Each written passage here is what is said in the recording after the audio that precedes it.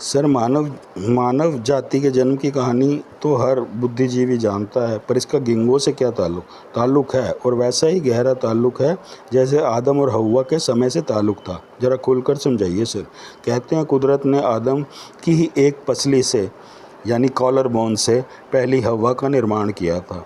ऐसे ही मेरा मानना है कि अगर एनी के पेट में घुसा पहला गिंगो मेरे हाथ लग जाए तो मैं उसके किसी अंग से, उसकी किसी कोशिका से दूसरे गिंगों का निर्माण कर दूंगा।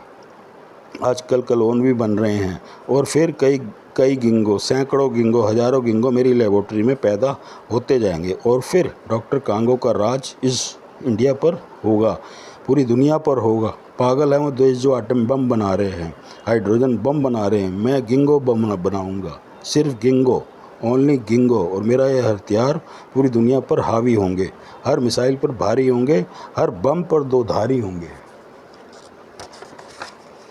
वो तो गिंगो का क्लोन बनाने का इरादा है आपका? यस। डॉक्टर शून्य में विचरता दोनों तरफ हाथ नचाता बोला, क्लोन को बनाने के लिए नर और मादा गिंगो की जरूरत नहीं पड़ेगी। मैं इस अकेले गिंगो से ही कई गिंगो बना डालूंगा।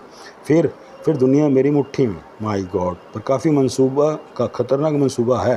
दुनिया जीतने के ख्वाब कईयों ने देखे, सिकंदर, नेपोलियन, मारासोली से लेकर हिटलर तक ने, पर फतेह किसी ने ना पाई। मैं पाऊंगा फतेह। बस एक एक मुट्ठी बींचता, दांत पीसता डॉक्टर कांगो बोला, एक बार ये गिंगो मेरी मुट्ठी में आ जाए, फिर इसकी सारी नस्ल मेरी लेबोरेटरी में होगी और सारी दुनिया की फसल यानी कि आबादी मेरी मर्जी पर जिएगी और मरेगी और मेरी मर्जी पर ही मार दी जाएगी। चारों युवकों ने सब शक पकाकर रेस्टोरेंट में निगाह डाली तो शुक्र मनाया कि रेस्टोरेंट में इक्का दुक्का ही ग्राहक थे जो दूर की टेबलों पर बैठे थे, वरना तो डॉक्टर की रावण लीला कोई भी देख सुन सकता था। माफ़ कीजिए सर। तभी एक युवक आपत्ति जताता बोला, आपकी किसी भी सोच से मुझे इत्तेफाक नहीं, कहना गुस्ताखी होगी, पर फिर भी कह रहा हूँ कि आपकी गिंगो की बाबत तमाम थ्योरी मुझे बोगस लग रही है, बेकार लग रही है। यानी तुम कहना चाहते हो कि गिंगो का सृजन प्रकृति ने नहीं किया? नहीं, यह मैं मानता हूँ। कुदरत जब भी किसी जीव की उत्पत्ति करती है तो उसके पीछे कुदरत का कोई ख़ास मकसद होता है, कोई ख़ास ध्येय होता है। जैसे बरसात के दिनों में केंचुए मिट्टी के नीचे से निकलें तो मिट्टी को ऑटोमेटिकली जुताई हो जाती है और भूमि ज़्यादा उपजाऊ हो जाती है। इसका दूसरा फ़ायदा यह होता है कि केंचुओं द्वारा खोदी गई मिट्टी से बारिश का पानी तेज़ी से रिसकर ज़मीन की तलहटी में पहुंचता है और यूं कुदरत पृथ्वी के नीचे अपना ज़रूरत के पानी का भंडारण कर लेती है, रिजर्वायर बना लेती है। तू तो यार सामान्य ज्ञान की किताब खोलकर बैठ गया। एक युवक ने आपत्ति में हाथ नचाया। ठीक कह रहा है ये, डॉक्टर कांगो बोला। कुदरत अपनी ज़रूरत के हिसाब से हर जीव की उत्पत्ति करती है। ऐसी ही उत्पत्ति समझो कि कुदरत ने गिंगो की भी की है। गिंगो पैदा करने के पीछे क्या ज़रूरत रही होगी कुदरत की? पहले युवक ने पूछा। और अगर सृष्टि ने पहले गिंगो की उत्पत्ति कर ही दी है तो दूसरे गिंगो की उत्पत्ति भी कहीं ना कहीं ज़रूर हो रही होगी। दूसरा युवक बोला, या हो चुकी होगी। और सर, आप कुदरत के इस चक्कर को क्लोन पद्धति अपनाकर तोड़ देना चाहते हैं? तीसरा बोला।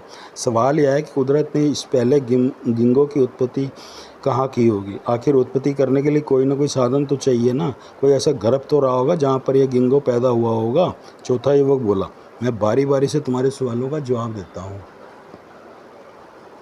डॉक्टर गांगो एक शब्द सोचकर बोलने लगा। सवाल नंबर 1 का जवाब है कि जब जब धरती पर बोझ बढ़ जाता है तो कुदरत खुद नरसंहार करती है, जैसे प्रलय, भूचाल, भूकंप, भूस्खलन, बाढ़ इत्यादि। ये सारे काम कुदरत इसलिए करती है ताकि पृथ्वी पर बढ़ती इंसानी जनसंख्या एकमुश्त खत्म हो जाए और पृथ्वी पर संतुलन कायम हो जाए। कभी यह काम कुदरत खुद करती है तो कभी इसके लिए कुदरत अपने किसी नुमाइंदे को भेजती है। यूँ समझो कि धरती पर इंसानी बोझ कम करने के लिए कुदरत ने ही गिंगो की उत्पत्ति की है ताकि उसका संतुलन बना रह सके। यूँ समझो कि गिंगो के अगर असंख्य अस्तित्व वजूद में आ गए तो एक दिन यह दुनिया मानव जाति से ही खाली हो सकती है, हो जाएगी। और कुदरत ऐसा भी नहीं चाहेगी, अतः वो धीरे धीरे गिंगो की उत्पत्ति करेगी। या मुदगल, तुम्हें तुम्हारे दूसरे सवाल का जवाब मिल जाता है कि दूसरे गिंगो की उत्पत्ति कहीं ना कहीं जरूर हो रही होगी। सवाल उठते हैं, कहाँ हो रही होगी? यहाँ चक्करधर, तुम्हें तुम्हारे चौथे सवाल का जवाब मिलता है कि किसी औरत के ही घर में दूसरे गिंगो की उत्पत्ति हो रही होगी। माणिक, यहाँ मैं तुम्हारे तीसरे सवाल का जवाब देता हूँ कि मैं क्लोन पद्धति से कुछ गिंगो को जन्म देकर कुदरत का साथ देना चाहता हूँ, उसका हाथ बटाना चाहता हूँ। Now clear?